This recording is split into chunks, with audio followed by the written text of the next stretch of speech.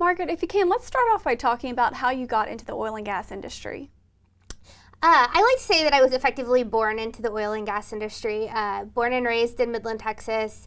Had one grandfather who sold drill bits his entire career, another one who was a bit of a wildcatter. Really grew up around that.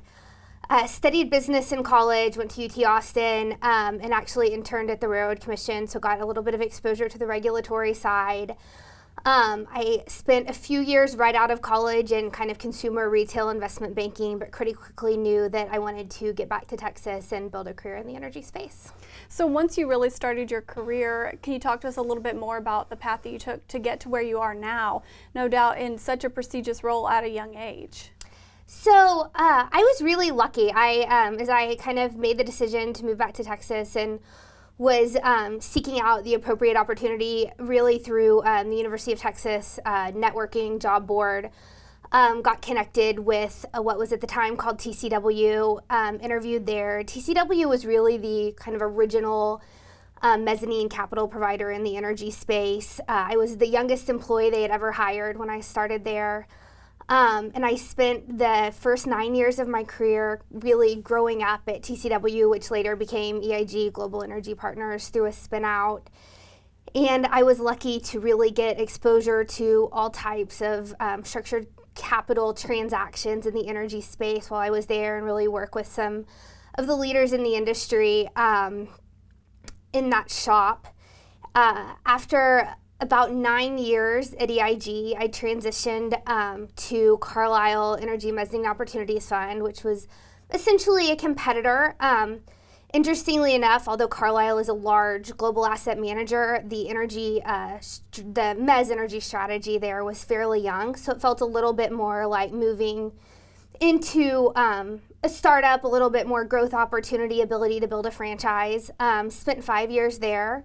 About a year ago, was fortunate to partner with two others to found Selenite Energy Partners. We have a capital commitment from Carnelian, and really excited to build an energy franchise right now, providing constructive structured capital to the space at a time when the energy space really is in need of capital investment. Speaking of that, what advice do you have for younger professionals maybe trying to find their way in the oil and gas industry? Already it can be intimidating, but the year that has been 2020, what advice do you have there? Yeah, I think all of us are trying to kind of navigate 2020. It feels like in some ways you're starting your career all over again. I think from where I sit, trying to launch a new franchise in this environment has been incredibly challenging, because it's hard to really get out in front of people and do kind of the face-to-face network, building the brand, making sure that you're kind of front of mind as people are looking for capital. And I think that what the advice that I would offer to others, and that I try to remind myself of daily, is that it's just important to show up. So, even though it may feel uncomfortable to kind of send multiple emails, in an absence of being able to set up face-to-face interactions, I think it's really important to try to maintain the relationships you have. And what's even more challenging is trying to build new networking relationships in an environment without that face-to-face interaction. But I think persistence is important. I think it's easy for a lot of people to kind of step back right now, and being somebody who continues to reach out and is continuing to work to grow that network in the current environment, I think will, I hope that for our young franchise, and I think also for young professionals entering this space, will hopefully be a differentiating factor. Margaret, let's talk about work-home life balance. Do you have advice there that could be, the million-dollar question for many? Yeah, look, I am lucky to be the parent of a 10-year-old daughter and a 6.5-year-old son, and I think what I would say that's become increasingly evident in 2020 is that it's very important to kind of be flexible, and what that looks like changes on an ongoing basis. I've been lucky throughout my career, although I've had jobs that certainly require a fair amount of travel and working sometimes 80, 90 hours a week, to feel like I've had some flexibility in when I was able to complete that work, and still, as long as I was in town, be there for the important events for my kids.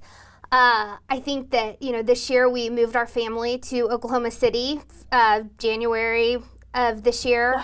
We're there for 5 weeks and before COVID started. And then I never expected to be a part-time homeschool teacher in addition to launching a new franchise and trying to parent 2 kids who had had their life upended twice in the last 6 months.